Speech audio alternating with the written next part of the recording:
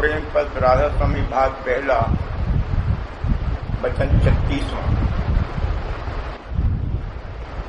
धर्म और कर्म का बयान। धर्म मतलब उन कायदे और दस्तूर से है कि जिनके माफिक हर एक आदमी को कर्म और करतूत परमार्थी करना चाहिए और अपने चाल चलन और बर्ताव को दुरुस्ती से संभालना चाहिए। कर्म मतलब उस करतूत से है कि जो मन और इंद्रियों से जाहिर में बने, चाहे वो परमार्थी होवे या संसारी, और शुभ होवे या अशुभ। यहाँ परमार्थी धर्म और कर्म का जिक्र किया जाता है। जो कोई सच्चा परमार्थी है और सच्चा परमार्थ कमाना चाहता है, उसको मुनासिब है कि सच्चे धर्म और कर्म के माफिक अपना बर्ताव करे। सच्चा धर्म ये है कि अपने सच्चे मालिक और माता पिता का भेद और पता दरियाफ्त करके उसकी भक्ति करे, यानी सच्चे और कुल मालिक राधा स्वामी जाल के चरणों में प्रीत और प्रतीत करे और उनके धाम में पहुंचने और उनके दर्शन करने की जुगत संत सद्गुरु से हासिल करके नित्य उसका अभ्यास करे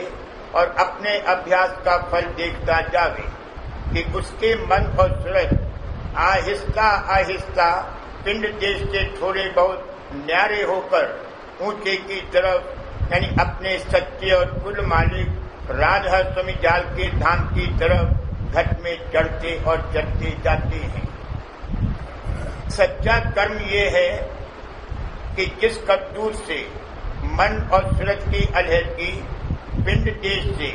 और चढ़ाई पिंड और ब्रह्मांड के पार संतों के देश की तरफ आसान होती जावे और जिससे दिन दिन इस काम में मदद मिलती जावे। और वो सच्चा कर्म ये है कि नित्य संत सद्गुरु या सद्गुरु या प्रेमी अभ्यासी जन का या संत सद्गुरु की वाणी और वचन का चित्त और तवज्जो और शौक के साथ सत्संग किया जावे और तन मन और धन से जिस कदर अपनी ताकत के माफिक बन सके संत सद्गुरु या सद्गुरु या प्रेमी जन की सेवा उमंग और भाव के साथ की जावे और सच्चे नाम का मन से सुमिरन और सच्चे नामी के स्वरूप का प्रेम और भाव के साथ जिस रीति से कि संत सद्गुरु बतावे अपने घर में ध्यान किया जावे और सच्चे भूखे और प्यासे और नंगे को बगैर ख्याल जात और कौम और किसी वास्ते के अपनी ताकत के माफिक जिस कदर बन सके अपने सच्चे मालिक और सच्चे माता पिता राधा स्वामी जाल के नाम पर अन्न दान और जल दान और वस्त्र दान दिया जावे और उसमें अपनी नामवरी का ख्याल बिल्कुल न होवे और न ममता से किसी किस्म की सेवा या खिदमत की उसके एवज में चाह और आस रखी जावे। इस तरह पर सच्चे परमार्थी को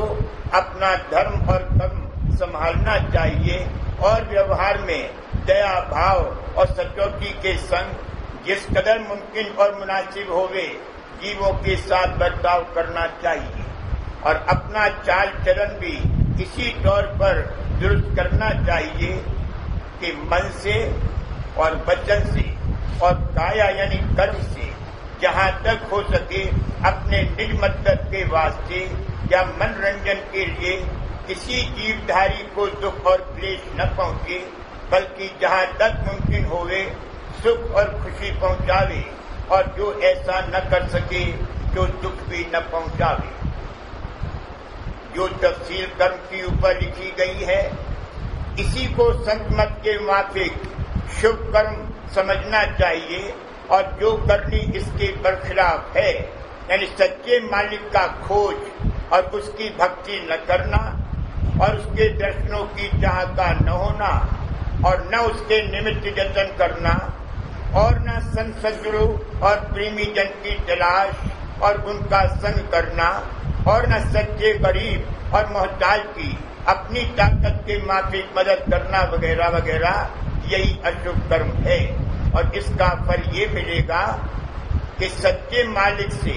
दिन दिन दूर होकर जन्म मरण के साथ 84 जोन और नरकों में दुख सुख भोगना पड़ेगा। और मतों में जो धर्म और कर्म वर्णन किए हैं उनका मतलब सच्चे मालिक की प्राप्ति का नहीं है। जो धर्म या कायदे वहाँ मुकर्रर किए गए हैं और जो शुभ कर्म सुख के फल की आशा करके वहाँ कराए जाते हैं, जिस किसी से वे दुरुस्ती से बन आवे, तो उनका फायदा ये होगा कि इस लोक में या ऊंचे नीचे लोक या जोन में किसी कदर सुख मिलेगा, पर जन्म मरण का चक्कर दूर नहीं होगा और न सच्चे मालिक का दर्शन और उसके धाम में विश्राम मिलेगा। फिर जबकि धर्म और कर्म के बर्ताव में सब जगह थोड़ा या बहुत तन मन धन जरूर खर्च करना पड़ेगा, तो हर एक सच्चे परमार्थी को चाहे मर्द होवे या औरत मुनासिब और लाजिम है कि जहाँ तक हो सके संतों के वचन के माफिक अपने धर्म और कर्म की संभाल करे, तो उसका बहुत जल्द जन्म मरण से छुटकारा होना मुमकिन है। नहीं तो हमेशा माया के घेर में यानी काल देश में ऊंची नीची जोनों में दुख सुख सहता रहेगा। जो कोई संतों के वचन के माफिक कार्रवाई करेगा, उसको सिवाय इसके कि एक दिन उसको सच्ची मुक्ति प्राप्त होगी और अजर अमर देश में आप अमर होकर सदा परम आनंद को प्राप्त होगा, एक बड़ा फायदा ये हासिल होगा कि दिन दिन उसको थोड़ा बहुत रस और आनंद सत्संग और अभ्यास का मिलता जाएगा और सच्चे मालिक की दया उस पर दिन दिन बढ़ती जाएगी और उसके साथ रस और आनंद भी बढ़ता जाएगा। और संतों के मत के माफिक धर्म और कर्म यानी भक्ति और प्रेम और अभ्यास और अंतर और बाहर सेवा करने की ताकत भी बढ़ती जाएगी और एक दिन सच्चा उद्धार और जन्म मरण से हमेशा को बचाव हो जाएगा। वचन 37वां, मन और इच्छा का बयान। पिंडी मन और इच्छा ब्रह्मांडी मन और माया की, जिनको ब्रह्म और माया और शिव शक्ति कहते हैं, अंश है। इनका असली रुख बाहर और नीचे की तरफ है और जिस मसाले के ये बने हुए हैं वह भी तीसरे दर्जे यानी ब्रह्मांड के नीचे के आकाश का मसाला है।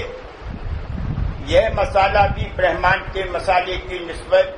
बहुत स्थूल है, यानी स्थूल माया की मिलौनी उसमें ज्यादा है और उसके मुख का नीचे और बाहर की तरफ झुकाव ज्यादा है, यानी माया के पदार्थों के साथ उसका मेल है और उन्हीं से ये पिंडी मन और उसके औजार इंद्रियां और देह अपना आहार और ताकत लेते हैं। जबकि इस मन का ये हाल है, तब जाहिर है कि इसका असली झुकाव इंद्रियों के वसीले से भोगों की तरफ बहुत है, पर उसमें चैतन्य शक्ति जिससे वह काम दे रहा है सूरज की धार की है। पहले इस मन में इच्छा उठती है, यानी एक किस्म की हिलोर पैदा होती है और जिस किस्म की वो इच्छा है यानी जिस इंद्रिय के भोग की चाह है उसी इंद्रिय की तरफ पहले मन में हिलोर उठकर और फिर धार पैदा होकर रवा होती है और जो भोग का पदार्थ सन्मुख है तो उसका वह इंद्रिय भोग करती है और जो भोग का पदार्थ मौजूद नहीं है तो उसकी प्राप्ति के लिए जो जतन दरकार है उस जतन में कार्य करने वाली इंद्रिय के द्वारे लग जाती है। सूरज की शक्ति की धार सिर्फ मन तक आती है और उस चैतन्य को जो मन आकाश में है मदद और ताकत देती है। फिर वहां से मन आकाश के चैतन्य की धार पैदा होकर इंद्रिय द्वार पर आती है और इंद्रिय द्वार से जो इस आकाश के चैतन्य की धार है उससे मिलकर भोगों और पदार्थों में बाहर जाती है। और इसी तरह मन आकाश से माफिक इच्छा या चाह के धार पैदा होकर पिंड में इंद्रिय द्वार और नीचे की तरफ जाती है और अंग अंग को ताकत देती है। अब समझना चाहिए कि जबकि मनाकाश से धार माफिक इच्छा के पैदा होकर रवा होती है तो पहले सच्चे परमार्थी को मुनासिब है कि अपनी इच्छा की संभाल करे और ये संभाल बिना संत सद्गुरु या सद्गुरु या सच्चे प्रेमी जन के संग और उपदेश के नहीं हो सकती है। संग से मतलब ये है कि संत सद्गुरु और साध या प्रेमी जन की रहनी देखकर और उनके संग रहकर उनकी सी रहनी रहना शुरू करे, यानी उनकी चाल के मुताबिक ये परमार्थी भी अपनी पहली चाल को बदलकर चलना इख्तियार करे, तब कोई दिन में असर उनके उपदेश और वचन और रहनी का इसके दिल में पैदा होगा और तब इसका मन उनकी चाल के साथ खुशी से माफकत करना शुरू करेगा। मालूम होवे कि इच्छा के पैदा होने के 3 सबब हैं। एक संग, दूसरा तमाशा और नजारा यानी सैर और देखना और देखा भाली, और तीसरा जरूरत और एहतियाज। अब इन तीनों सबब का मुफस्सिल बयान किया जाता है। पहला संग। ये जाहिर है कि जैसा जिसको संग मिलेगा, यानी जिस किस्म के आदमियों के साथ उसका मेल या रहना होगा, उसी किस्म की बोलचाल और चाल ढाल और आदत और स्वभाव और मन की चाहें होवेंगी। यानी जिस बात या चीज को वे लोग पसंद करते होंगे या जो काम वे करते होंगे और जो रीत रहनी और खाने पीने और पहनने ओढ़ने की जारी होगी, तो संग करने वाले की भी वैसी आदत और चाह और पसंद होगी और उसी सामान की ख्वाहिशें उसके मन में भरी रहेंगी और उनके पूरा करने के लिए जो जो जतन वे लोग करते होंगे वह भी करेगा। दूसरी सैर और देखा भाली। इससे ये मतलब है कि जिस गांव या कस्बे या शहर या देश में वो रहता है या जहां जहां सैर और तमाशे को जाता है और जो जो कारखाना और सामान और लोगों की रहनी और समझबूझ और चाहें और करतूत वह आंख से देखता है और जिस जिस काम और चीज की तारीफ और बड़ाई सुनता और देखता है, उन्हीं काम और चीजों की बड़ाई उसके मन में समाती जाती है और उन्हीं सामान और असबाब के हासिल करने की चाह पैदा होती है और उनकी प्राप्ति के लिए जैसी जैसी करतूत लोगों को करते देखता है, उसी काम के करने की ख्वाहिश बढ़ती जाती है। तीसरी जरूरत और एहतियात। इससे ये मतलब है कि जिन जिन चीजों या सामान की, जैसे खाने और पीने और पहनने और ओढ़ने की या और रोजमर्रा के बर्ताव और गुजारे के लिए दुनिया में माफिक हैसियत और रहनी अपने मेल वालों के जरूरत किसको होवेगी, उन चीजों और सामान की चाह मन में जरूर उठेगी और उनके हासिल करने के वास्ते जो जो जतन या करनी आमतौर पर लोगों को करते देखेगा, उसी माफिक आप भी चाह उठाकर मेहनत और जतन करेगा। इन तीनों ऊपर के लिखे हुए सबब से जो चाह और हालत मन में पैदा होती है वह किन किस्मों में से है। एक, स्त्री और पुत्र और धन की चाह और मोहब्बत। दूसरी, मान बड़ाई और हुकूमत की चाह और उसमें बंधन। तीसरी, अहंकार अपनी जात पात और खानदानी बुजुर्गी और धन और हुकूमत और बड़ाई का। और चौथी, तन मन और इंद्रियों के भोग विलास और ऐश और आराम की ख्वाहिश और उसके प्राप्ति के लिए फिक्र और मेहनत। जो कोई समझदार और विचारवान आदमी है वो दुनिया के कारोबार और जीवों की मौत और भोगों और पदार्थों की नाशमानता और लोगों की खुद मतलबी के साथ मोहब्बत और दुख और दर्द में धन और मान बढ़ाई और हुकूमत और कुटुंब परिवार से कुछ मदद और सहारे के न मिलने का हाल देखकर जरूर अपने मन में ख्याल करेगा कि जिस कदर लोग मेहनत और जतन वास्ते पूरा करने अनेक चाहों के जो मन में भरी हुई है करते हैं, वे सब कुछ तो बिल्कुल फिजूल और कुछ जरूरी है और सच्चा और पूरा सुख का फायदा इनमें बहुत कम है। और जब दुख या दर्द पैदा होवे या मौत आ जावे तो उसका फल एक क्षण में जाता रहता है। जब कुछ अपने मुफीद मतलब नहीं होता है और कोई दुख का जैसे भारी रोग और शोक का कोई जतन और इलाज नहीं है कि जिससे वे दूर हो जावे। और ऐसी हालत में चाहे सब तरह के सामान सुख के हासिल भी हैं, वे सब के सब फीके और बेकार हो जाते हैं। फिर ऐसे विचारवान के दिल में जरूर तलाश इस बात की पैदा होगी कि यह जीव कहाँ से आता है और कहाँ जाता है और वहाँ दुख पाता है या सुख, और दुख के हटाने और सुख की प्राप्ति के वास्ते कौन जतन मुनासिब है और किस तरह इस दुनिया में बर्ताव या गुजारा करना चाहिए कि जिससे दुख कम होवे और सुख ज्यादा मिले और आइंदा को बात छोड़ने इस देह के भी सुख मिले और दुख न होवे। और यहाँ की जिंदगी में जो मेहनत और मशक्कत करनी पड़ती है और अनेक तरह की फिक्र और चिंता घेरे रहती है, उससे थोड़ा बहुत बचाव किस तरह से होवे और ऐसी कौन सी तरकीब है कि जिससे मौत का दुख कम व्यापे या बिल्कुल न व्यापे। ऐसे सोच विचार की हालत में जिस जीव को भाग से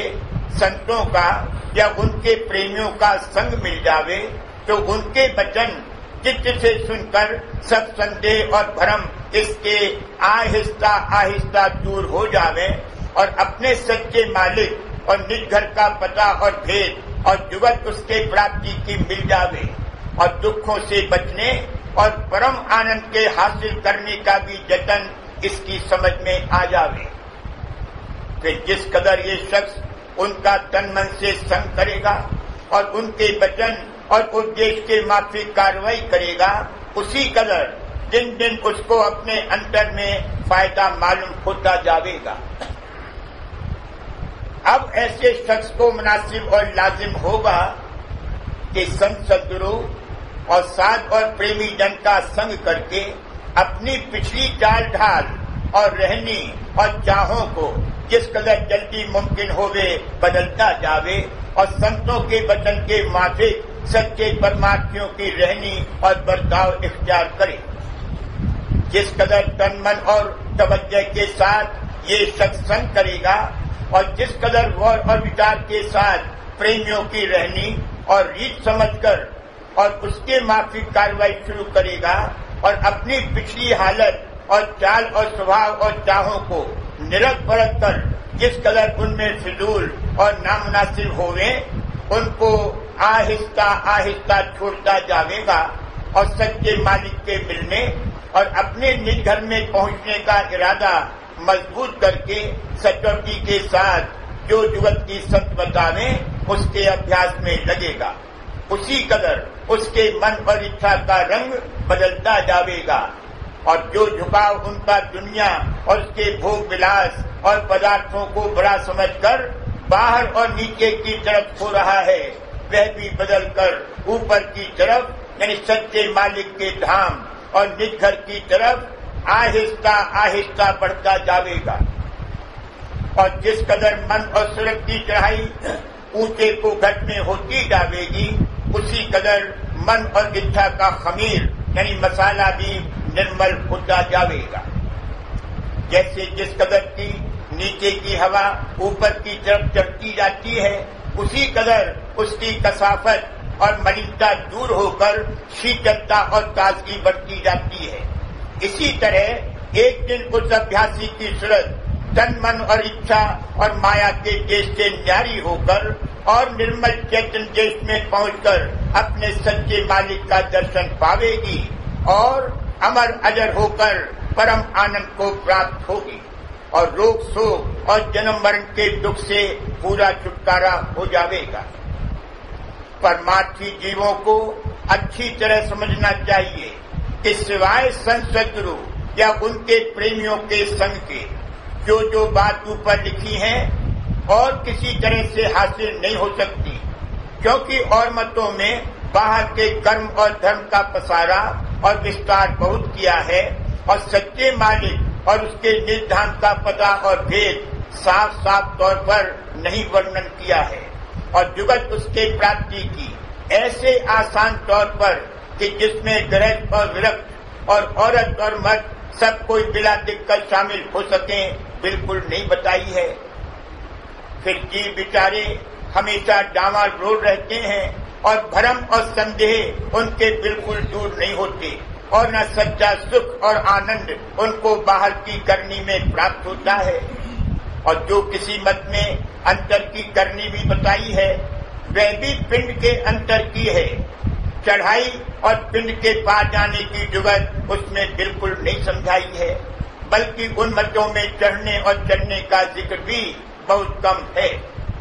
फिर जीव से ये मलिन देश जहाँ की मलिन माया और इच्छा और मलिन मन दुनिया का काम दे रहे हैं कैसे छूटे और निर्मल चेतन देश में कैसे पहुँचे और जो दुख सुख और अनेक तरह की तकलीफें इस मलिन देश में माया की मिलौनी के सबब से पैदा होती हैं और सब जीव उनको सह रहे हैं, उनसे कैसे बचाव होवे। इस वास्ते सच्चे परमार्थी जीवों को मुनासिब है कि संतों की जुगत लेकर अपना काम बनाना शुरू करें, पर इस कदर ख्याल रखें कि जितनी बने और जिस कदर हो सके अपने मन और इच्छा की हालत बदलें और ये हालत बगैर संतों की जुगत के अभ्यास के, जिससे ये मलिन देश और मलिन मन और मलिन माया और इच्छा से दिन दिन अलहदी होती जाएगी, किसी सूरत में और किसी तरह से हासिल नहीं हो सकती। इस वास्ते चाहिए कि अभ्यास नित्य होशियारी के साथ करें और अपने मन और इच्छा की हालत परख कर संतों के वचन के माफिक संभालते और बदलते जावें। इस काम में सुरक्षित का अभ्यास उनको मदद देगा और जो सचोटी के साथ ये अभ्यास शुरू करेंगे और सच्चे मालिक राधा स्वामी जाल और उनके सत्संग की सच्चे मन से शरण लेवेंगे तो राधा स्वामी जाल कुल मालिक अंतर में दया करते जावेंगे और अपनी मेहर और दया से अभ्यासी का काम बनाते जावेंगे, यानी दिन दिन उसकी तरक्की होती जाएगी और उसके साथ अंतर और बाहर और व्यवहार और बर्ताव और चाल ढाल में भी सफाई होती जाएगी और एक दिन सब काम दुरुस्ती के साथ बन जाएगा, यानी सच्चा और पूरा उद्धार हासिल होगा। संसारी लोगों के संग से मन में मलिन इच्छा और तरंगे यानी दुनिया के भोग विलास की चाह पैदा हुई थी, तो संत सद्गुरु और उनके प्रेमी जन और उनकी वाणी का संग करके इच्छा बदलेगी और जो कोई अपनी इच्छा के बदलने में थोड़ी बहुत कोशिश नहीं करते जावेंगे उनको भजन और अभ्यास का भी रस कम आवेगा और राधा स्वामी जाल की दया की भी परख अंतर में नहीं आवेगी और न अपने मन के विकारों की खबर पड़ेगी और न उनके दूर करने का जतन दुरुस्ती से बन पड़ेगा। फिर ऐसे लोगों की संत मत की प्रतीक का भी पूरा भरोसा नहीं हो सकता और न उनकी राधा स्वामी जाल और गुरु के चरणों में प्रीत बढ़ेगी।